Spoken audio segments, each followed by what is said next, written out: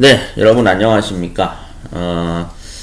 오늘 영상에서는 그 대학교의 전공학과를 뭘로 선택을 할까에 대해서 고민을 하시는 분들이 있을 것 같아서 좀 미리 내용 전달을 좀 해드리도록 하겠습니다. 우선은 지금 현재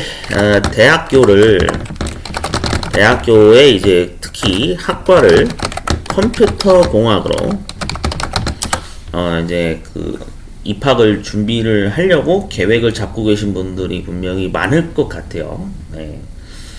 근데 사실 뭐 제가 대학교 입시와 관련해서는 뭐 그쪽 분야에 대해서 뭐 아는 게 많지는 않은데, 일단은 확실한 거는 이거는 저의 주관적인 생각입니다. 네. 그러니까 이 영상을 시청하시는 분들이 저마다 생각하는 기준이 다를 수 있겠지만, 제가 생각하는 주관적인 생각은 그렇습니다. 뭐냐면은 내가 컴퓨터공학과를 입학을 하는데 컴퓨터공학 전공으로 대학을 가려는데, 만약에 정보처리 기능사 난이도를 합격을 못하고 있는 상황이다. 만약에 이런 상황이면은 이쪽은 발을 안 들이는 게 좋습니다. 그러니까 왜 그러냐면은 사실 너무 이건 극단적인 얘기 아니냐 생각할 수 있겠지만, 좀 마무리 지을게요. 자, 합격을 못 하고 있는 상황이다. 그렇다면 다른 길로 가는 게 좋다. 사실 예전부터 이제 그랬어요. 보통 코딩 분야 하면은 빼놓을 수 없이 얘기를 하던 자격증이, 관련 자격증이 이 정보처리 기능사거든요. 물론 뭐 상위 단계 자격증도 있습니다. 정보처리 기능사 위에 이제 정보처리 산업기사가 있고요. 그 위에 이제 정보처리 기사가 있는데, 왜 제가 이런 얘기 하는 거냐면은, 여기 이 자격증에 이제 등장하는 게 바로 알고리즘이거든요. 이 알고리즘이 지금 현재는 C 언어 자바로 나오고 있어요. 기능사에선 C 언어 자바로 나오고, 정보처리 산업기사에서는 이제 기사하고 같이 해가지고, 플러스 이제 파이썬이 나오죠. 그 다음 C++. 현재 출제 기준이 이렇게 지금 명시가 되어 있죠. 얘네들의 핵심은 전부 다 뭐냐면은 이제 흔히 말하는 함수를 다루는 분야라고 할 수가 있죠. 한마디로 정리를 하자면. 그래서 이게 이제 함수를 다루는 분야이면서도 또 뭐가 중요하냐면은 단어에 대한 어떤 배경 지식, 이거를 이제 같이 핵심을 잡고 공부를 해야 되는 분야의 자격증인데, 지금 현재 이 정보처리 기능사를 포함한 산업기사 기사 종목은 전부 NCS 기반으로 현재 출제가 되고 있죠. 현재 이렇게 출제가 되고 있습니다. 일단 핵심은 정보처리 산업기사나 정보처리 기사의 경우, 특히 정보처리 기사 같은 경우에는 이제 우리가 경쟁 입찰이라는 걸 해야 되기 때문에 회사에서 무조건 요구를 하고 있죠. 개발 업체에서도 요구를 하고요.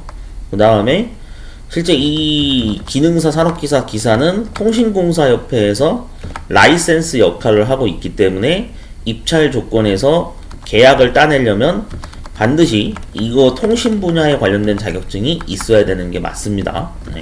통신공사업에서도 쓰고 개발업체에서도 사용을 해요. 그러니까 이런 어떤 환경으로 조성이 돼 있다 보니까 실질적으로 내가 컴퓨터공학과를 갈 건데, 나는 정보처리 기능사는 뭐 쳐본 적도 없고 정보처리 산업기사나 정보처리 기사도 해본 적이 없습니다. 그래서 뭐 흔히 유튜브에 올라와 있는 왜 내용 중에 그런 내용이 있잖아요. 개발자는 자격증이 필요 없다. 그게 사실 근데 잘못된 말입니다. 네, 왜 그러냐면 방금도 설명드렸듯이 입찰할 때 무조건 자격증을 요구하기 때문에 얘는 필수예요, 필수.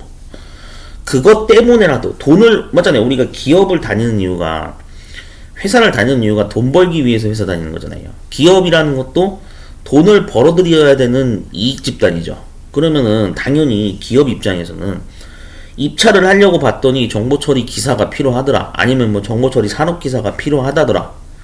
그러면은 얘를 무조건 취득할 수밖에 없어요. 그럼 이걸 자격증을 지닌 사람을 원하거든, 기업에서는. 그러니까 이게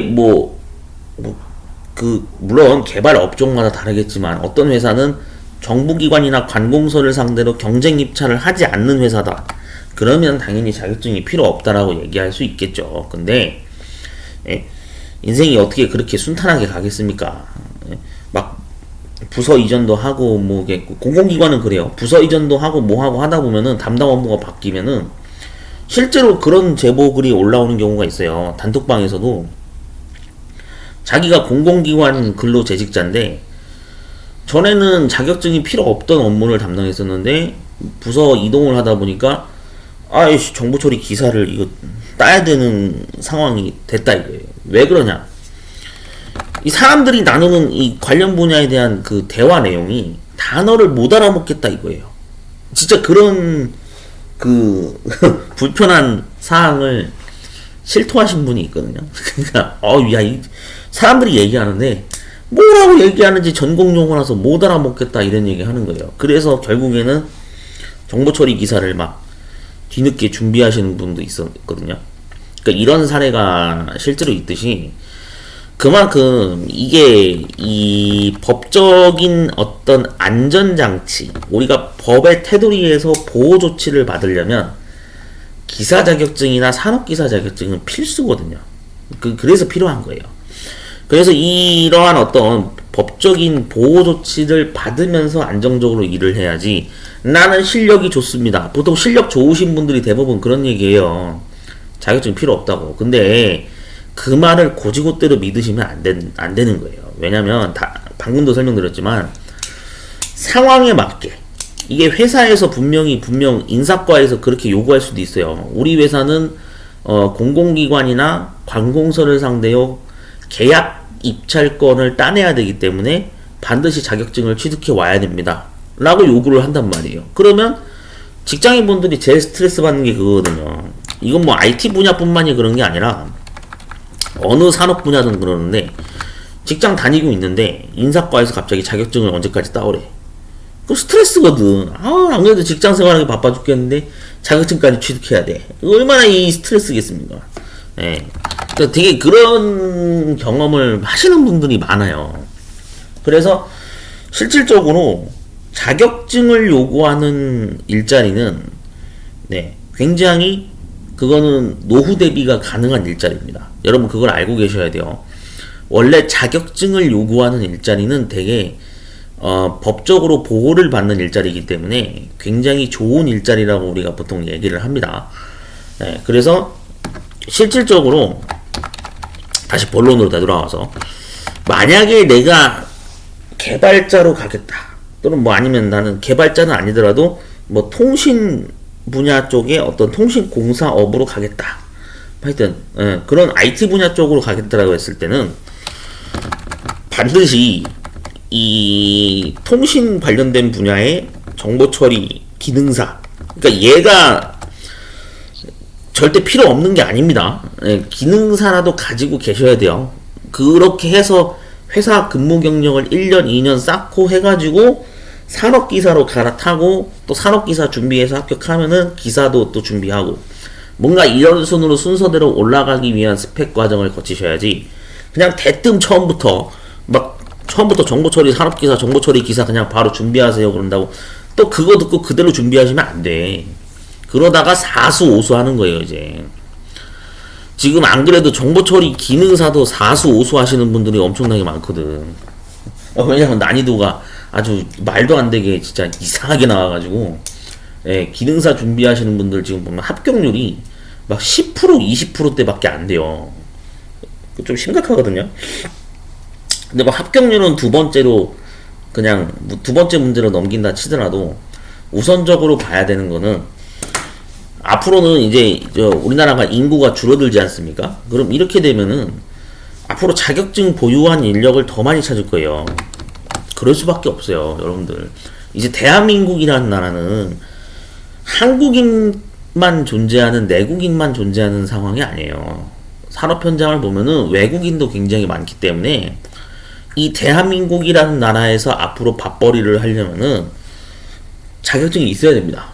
그러니까 이 부분을 꼭 여러분 알고 계셔야 돼요. 관공서나 그 특징을 알고 계셔야 되는 게, 관공서나 공공기관은요,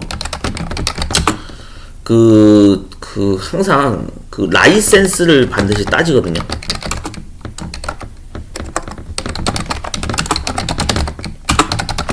예, 관공서나 공공기관은 라이센스가 되느냐를 까다롭게 따지는 기관이기 때문에 여러분들이 앞으로 이제 기능사 이상의 자격증들이 많이 필요하게 될 겁니다.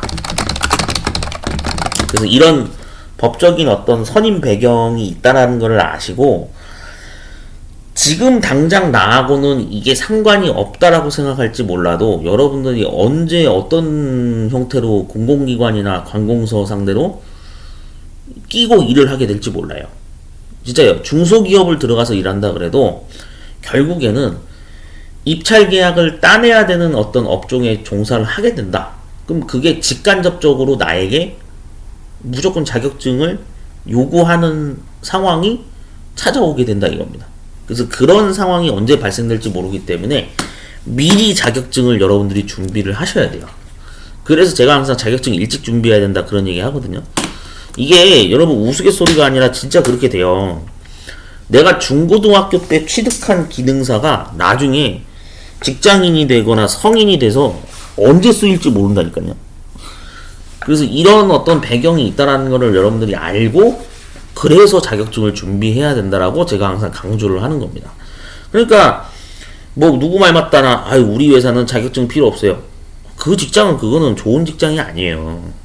우리 회사는 자격증이 필요 없어요? 그럼 그 직장은 비전이 없는 거지.